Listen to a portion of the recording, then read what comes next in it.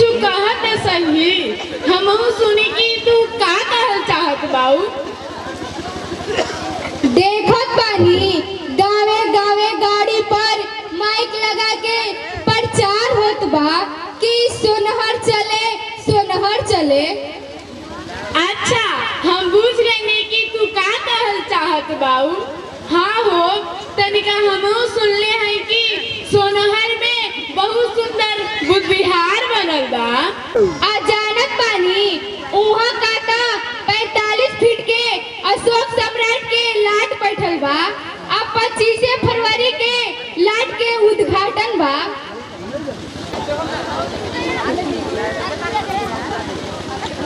हाँ हो काटा उहाँ 16 साल से बुद्ध महोत्सव मनेला आ मेला भी लगे। बलम तनी हमके घुमादा सोनहर में लगल बात मेला। बलम तनी हमके घुमादा हमके घुमादा पिया हमके घुमादा हमके घुमादा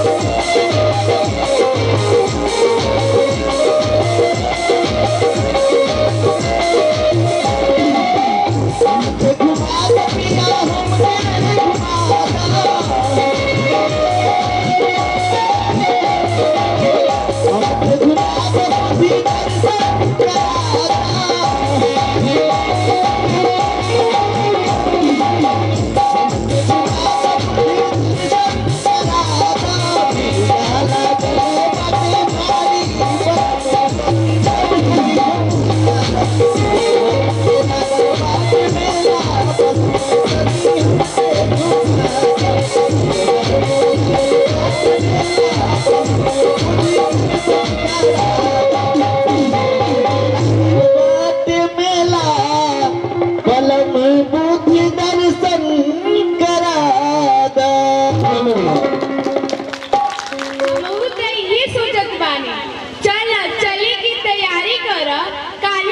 25 फरवरी हटे ओही बहाने बुद्ध जी के दर्शन भी हो जाई आ लाट कैसन होला वो देख लेम जी। अमेरिका में बोलत रहे कि कोरिया चीन जापान लोग विद्वान भी आवेलन, बड़ी माँ ज्ञान देवेलन। आ कहता अपना बिहार के एगो भंते जी बानी जेकर नाम अश्वजीत भंते जी ह। कहता वहाँ के बड़ी माँ ज्ञान बतलाइला। चलो चले का चले के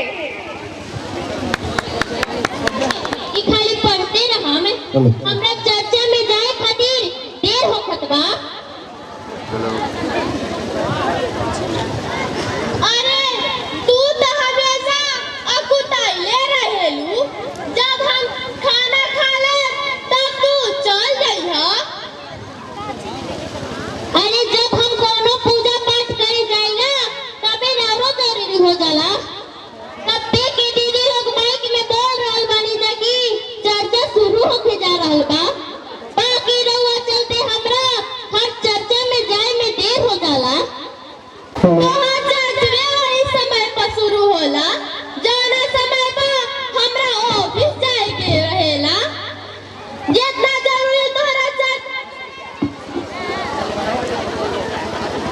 जितना जरूरी तोहरा चर्चा में जाए के बा हमरा ऑफिस जाए के बा।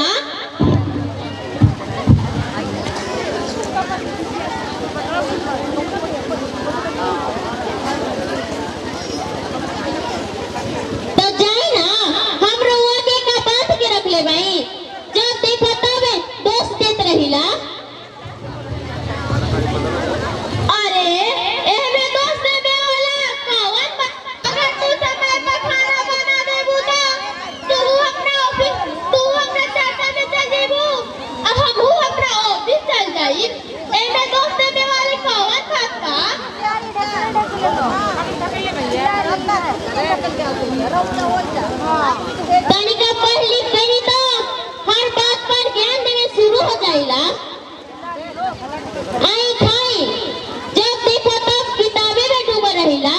का जाने वो किताब में का लिखल बा जौना के पढ़ के हर बात पर ज्ञान देवे शुरू हो जाइला। ई तोहरा समझ में ना आई ता खाना खाई आ ऑफिस जाई।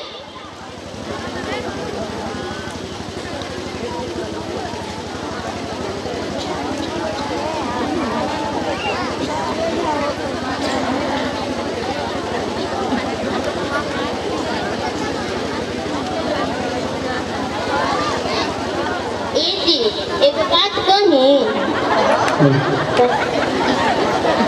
जवन कहे के बा हमरा की 200 रुपया दीही ना, बड़ा जरूरी एगो काम बा।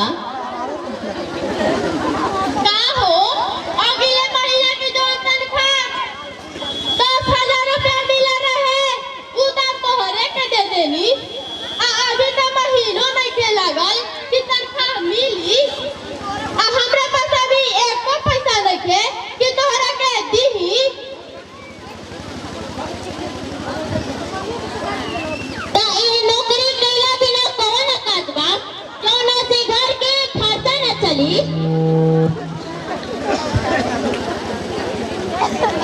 सुना ना फिजियात काहे बाड़ू? तू जहाँ जात बाड़ू वहाँ से कुछ पैसा ले आवा आ घर के खर्चा चलावा। जब हमार तनख्वाह मिल जाए ना ले जाके दे दीहा। अब हमरा ऑफिस जाए के देर होत बा, हम चलत बानी। वहाँ हम कोनो नौकरी करीला कि वहाँ से पैसा लाके घर के खर्चा चलाई। जब देखा तब हमरा पूजा पाठ से जरूरत रहिला। अच्छा तो हमनी के ई बताई हमरा शादी से पहले राव नौकरी लागल रहे? काहे से कि हम कंपटीशन के परीक्षा देले रही और वही बीच हमनी के शादी हो गई।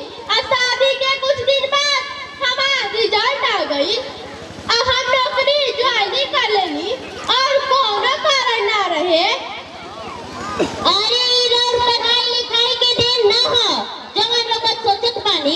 अरे ई तो हमरा शिव गुरु के दिन हो जवन सिरवा के नौकरी मिल गइले। आज नौकरी मिल गई तो बड़का पढ़ल लिखल बनत बानी, बात करत बानी पढ़ाई के। तू ठीक है कहत बाड़ू, हम ही अपना पढ़ाई के घमंड कइले बानी। अब हम ऑफिस जात बानी, अब तू ओहे शिव गुरु से कुछ दिन खातिर पैसा मांग लावब आ घर के खर्चा चलावब। जब हमार तनख्वाह मिल जाई ना ले जाके दे दीह। अब हम ऑफिस जाई ना तो हम घर ही रहब। नौकरी करे के बा, नौकरी करे के का जरूरत बा? शिव गुरु में इतना शक्ति बा कि घर ही बैठल पैसा दे दिहे। जब देखो तब हमार मजाक बनावत रहिला। एमे मजाक वाली कौन बात बा? कहत हमहू चर्चा में चलत बानी। आ शिव गुरु कोनो आदमी के तनख्वाह दिहन, आराम से घर में खा के 12 घंटा ड्यूटी करे से अच्छा बा कि एकदम मंदिर में बैठ के पूजा करे के कोनो टेंशन ना रही। तो चर्चा करे से घर के खर्चा चल जाई। तू तो हमरा के आगे चले देबू ना पीछे चले देबू। यही से कहत बानी ई सब छोड़। अब 25 फरवरी के सोनहर में बुध महोत्सव मनत बा। आ हुआ चलबू ता तोहार बुद्धि खुल जाई। हम किताबिया में का पढ़िला तोरा सब समझ में आ जाई। ठीक बा, चले के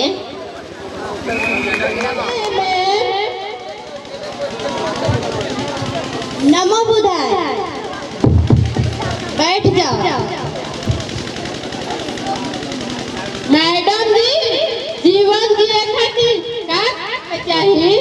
वैसे हर आदमी अच्छा ढंग से रह सकेला। जीवन एक तरह के संघर्ष होला, मतलब भी लड़ाई। जीवन जिए खातिर लड़े के पड़ेला, कबो अपनों से तो कबो दुनिया वालन से। जीवन में बहुत से उतार चढ़ाव आवेला, बाकी ओकरा से घबराए के ना चाही। बहुत से लोग मिलिए जौन तोहरा के हमेशा नीचे गिराए की कोशिश करी है। कुछ ऐसा लोग भी मिलिए जौन तोहरा विषय में हमेशा अच्छा सोची है। अगर सच्चा मन से रास्ता पर चलत रहबा तो रास्ता के पत्थर अपने आप किनारा हो जाई।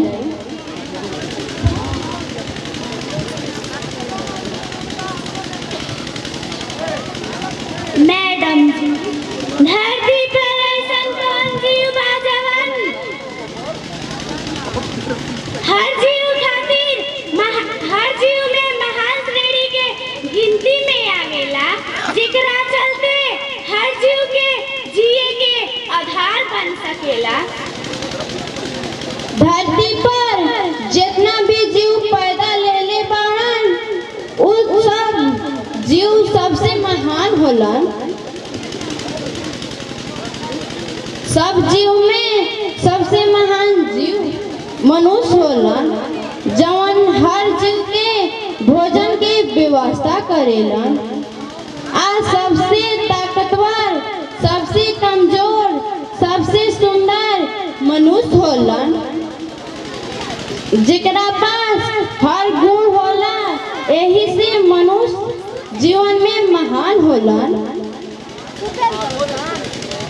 जीवन में जीवे खातिर कल फोन आइल बा। खातिर हां निकाल हिला मत आदमी सफल हो सकेला। काम पर जीवन में कोनो उद्देश्य पर चले खातिर एगो लक्ष्य तय करे के पड़ेला। जहाँ तक रास्ता दिखाई देला तब जाए के चाहिए। आगे की रास्ता अपने आप दिखाई देवे लागी। कोनो मंजिल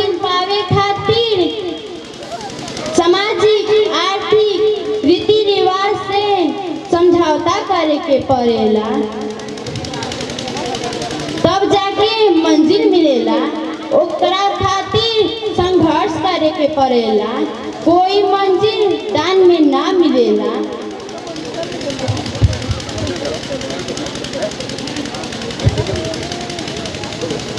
कुछ लोग कहेला कि हर आदमी के दिल में लालच होला, ई कहाँ तक सच बा?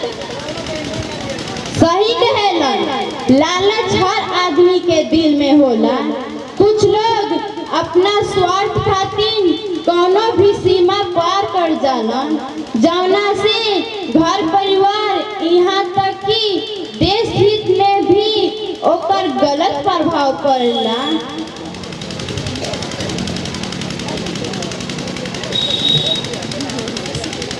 धरती पर तो देवी देवता भी आइले, का हमनी जना के दिल में लालच रहे? अच्छा प्रश्न कइले बाड़ू। धरती पर जितना देवी देवता आइलन, संत महात्मा आइलन, सबके दिल में लालच रहे, लेकिन महामानव गौतम बुद्ध जी के दिल में ऐसा लालच आयल कि संसार के दुख के निवारण खातिर राजमहल छोड़ के जंगल में तपस्या कैलन। अपन मंदिरवा के जब पा गिलन, आगे चल के बुद्ध विश्व गुरु महामानव गौतम बुद्ध हो गिलन। आज पूरा विश्व गौतम बुद्ध के नाम से जानेला। जाति से कोई अशुद्ध नहीं होते, और अगर कुछ तो कमी आई होगी धर्म में, वरना महलों के राजकुमार आज गौतम बुद्ध नहीं होते, गौतम बुद्ध नहीं होते।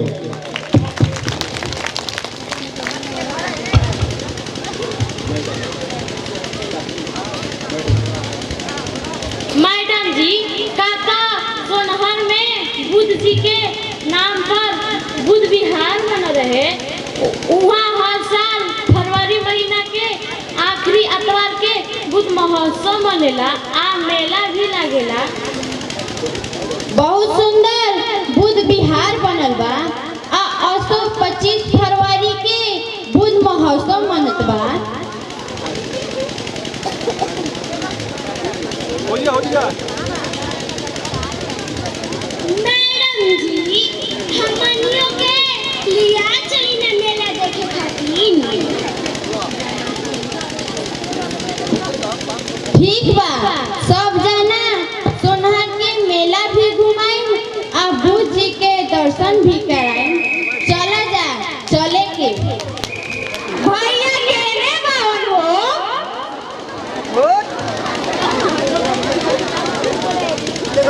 काहे के हो?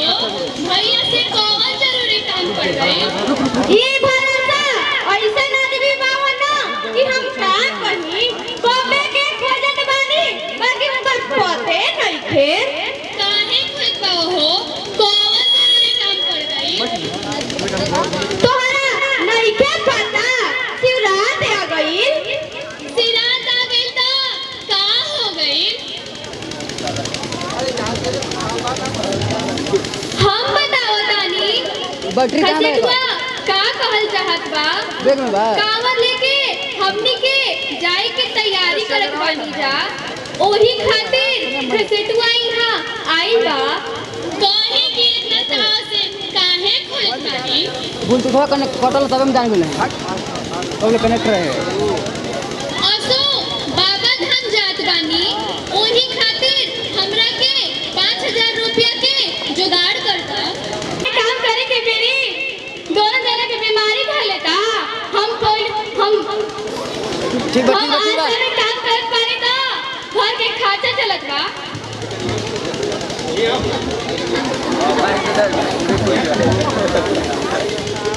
तब तू का समझत बाड़ू कि तोहरा आशा में काम करे से घर के खर्चा चलत बा। अरे इ तो भोलेनाथ की कृपा बा, जेकरा वजह से इ सब हो रहल बा।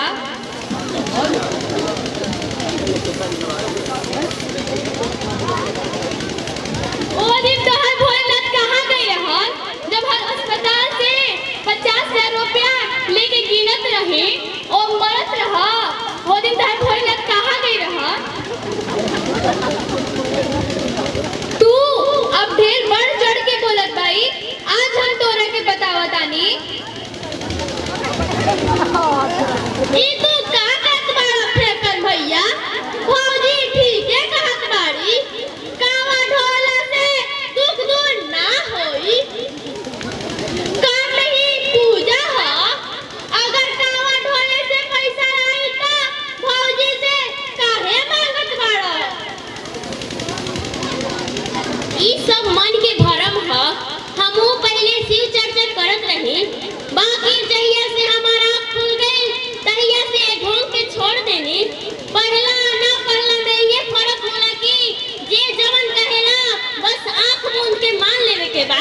बाकी ये बात के अब समझे के चाहिए। ई सब छोड़ा जा आ हमरा साथे चला जा। कहाँ चले के?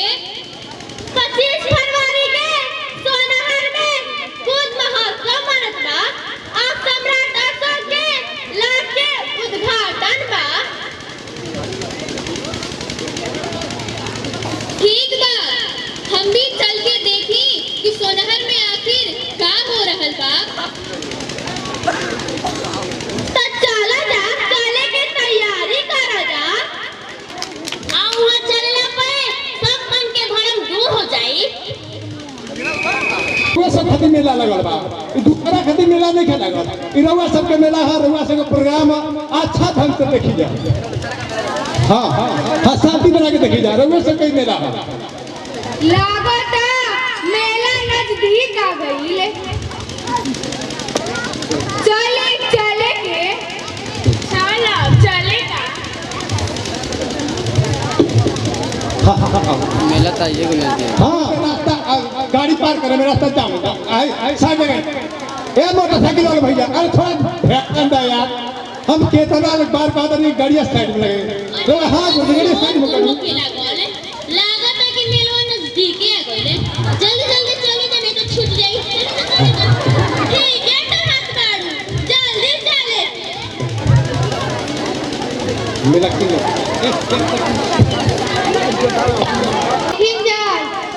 अर्चना श्रृंगार स्टूडेंट हर तरह की चूड़ी कंगन पायल लेकर जाएंगे। चूड़ी कैसे बा? 20 100 रुपया की कम ना होई। 10 रुपया 10 रुपया कम हो जाई। ठीक बा दे दा। पसंद करो कौन लेबू।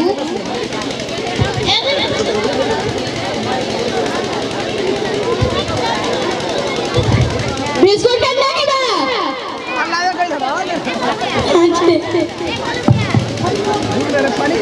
कुरकुरे कितना के बा? 5 रुपया दे दो। लो तुम तो टाइट बोलती रे।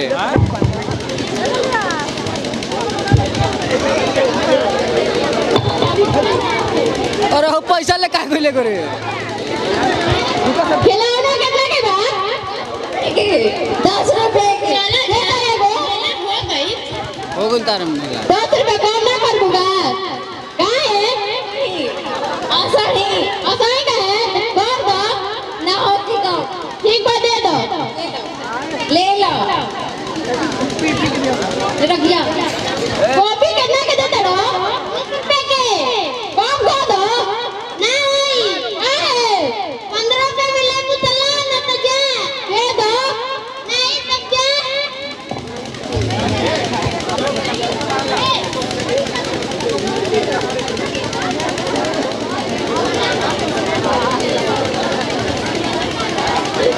सिलेंडर कितना के बा? 10 रुपए के। आइंजा बढ़िया खिलौना लेकर जाइंजा। चूड़ी लेकर जाइंजा। पापा पापा खिलौना किनवा दो। आइजा नाश्ता पानी करके जाइजा। समोसा जलेबी 15 रुपया के। तू बड़ी महंगा देत बाड़ा हम ना ले। हो होय चूड़िया कैसे ले जा ले देता हूं? कर दे तनी 150 के हो। ठीक बा तब 10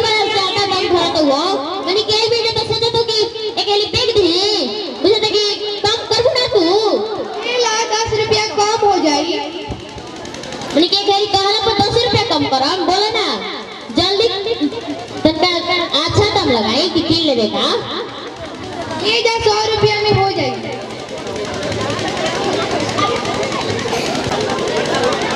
लिखवानी बहन जी लिखवानी। आई जा बहन लोग जेकरा के जवन लिखवावे के बा उ सब हम लिख देम एकदम कम दाम पर।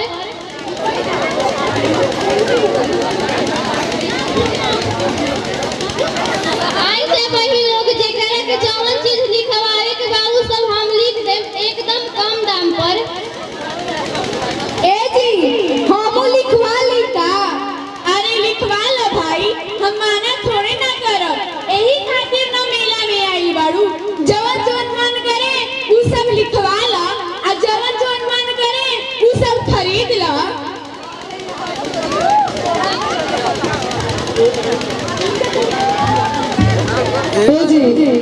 हमरा बड़ा चूड़ी पसंद पड़ता, पिन भी ना करनी। देखिए कितना सुंदर सुंदर लाल पेड़ हरियर चूड़ी बेचता। कौन चूड़ी ले जाता लो? बोला जवन लेगा तो बोला 4000 रुपये ले ले, खरीद ला कौन का चूड़ी? अगर मेहरान है चूड़ी खरीद के हाथ में तो जरूर करना। हमरा तो वही पसंद बा, खरीदी ना। कौन कितना दाम? 2000। और बोला क्या ले चाहता लो? मेहरानों का खुश रखना जरूरी बना।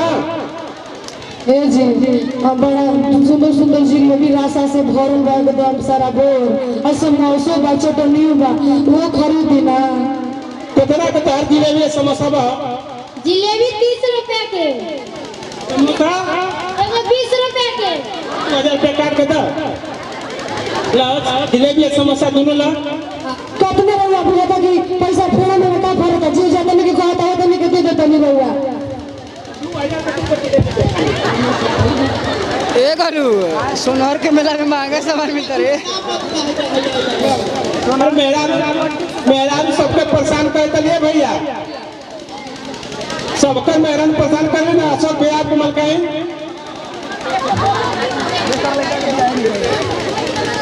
ए जी हेनी चली ना, देखी ना हेनी कितना सुंदर सुंदर चीज बेचता। ए जी हेनी चली ना, हेनी देखी कितना सुंदर सुंदर चीज बेचता। हेनी चली हाँ तो चली ना, देखी नहीं कैलेंडर खरीदी ना। हमरा बुद्ध जी के बाटे, सम्राट जी के बाटे। 20 रुपये के 20 रुपया के। 20 रुपये काट के दो। उधारी रह दो बाद में लिए। देखी ना बबुआ छोटी के बाद जीजू ना वो खरीद लिए ना करा करती। झुंझुना करते क्या हो? 10 रुपये के लेगा झुंझुना है वो बबुआ के खेले के काम में। लिखवावे के बा उ सब हम लिख होटल बाजार ना फोटो दे। आई जा बहन लोग जेकरा के जवन लिखवावे के बा उ सब हम लिख देम एकदम कम दाम पर।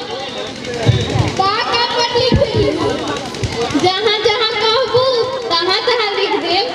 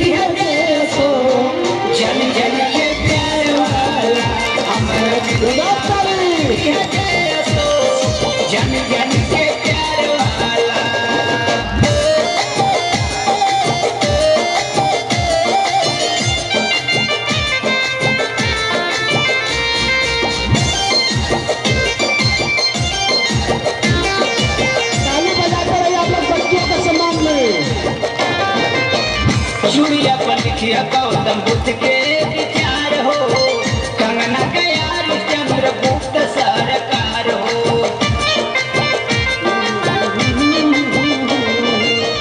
चूड़िया पर लिखिया गौतम बुद्ध के विचार हो, कंगना के यार चंद्रगुप्त सरकार हो।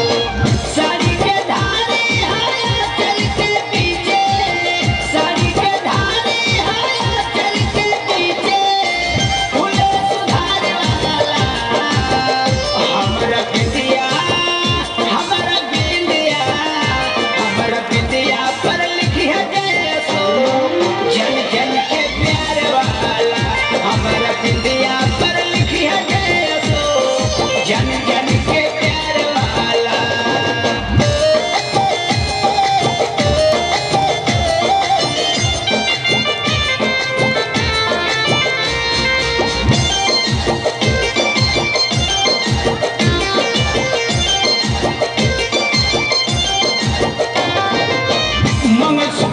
लिखिया पीर सुभाष जी का सूरत, मन टिकवा पर सावित्री जी का मूरत।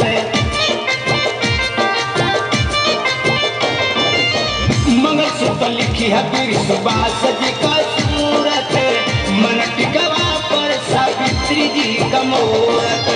लाली से लिखती हम महागाई, लाली से लिखती हम महागाई, सतरा सिंगार वाला हमारा बिंदिया, हमारा बिंदिया, हमारा बिंदिया पर लिखिया गया सो जन जन के प्यार वाला, हमारा बिंदिया पर लिखिया गया सो जन जन के प्यार वाला।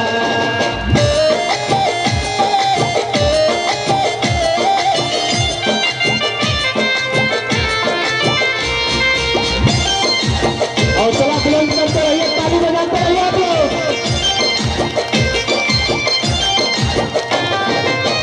मेहदी से लिखी हम और सच्चिदानंद महान हो, सुशील के दाता बाबू जगदेव प्रसाद हो।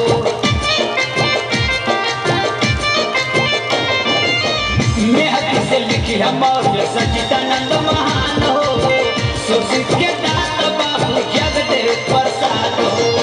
आरती सिद्धनाथ मौज गावेला पुन्ना, आरती सिद्धनाथ मौज गावेला पुन्ना, हीरा के हार वाला हमारा बिंदिया, हमारा बिंदिया, हमारा बिंदिया पर लिखिया जय सो जन जन के प्यार वाला, हमारा बिंदिया पर लिखिया जय सो जन जन के प्यार वाला।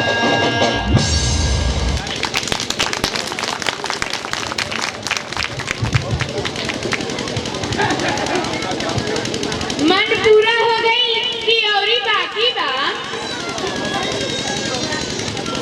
रउआ ऐसन जीवन साथी पाके हमार जीवन सफल हो गए। के साथ मुनि बौद्ध बिहार सोनहर के मेला दिखा देंगी, महामानव गौतम बुद्ध जी के दर्शन करा देंगी, चक्रवर्ती सम्राट अशोक के लाट दिखा देंगी, डॉक्टर साहब भीमराव अम्बेडकर जी के दर्शन करा देंगी, अब बंटे जी के प्रवचन सुना देंगी। अब ऐसे बढ़िया का होखे वाला बा?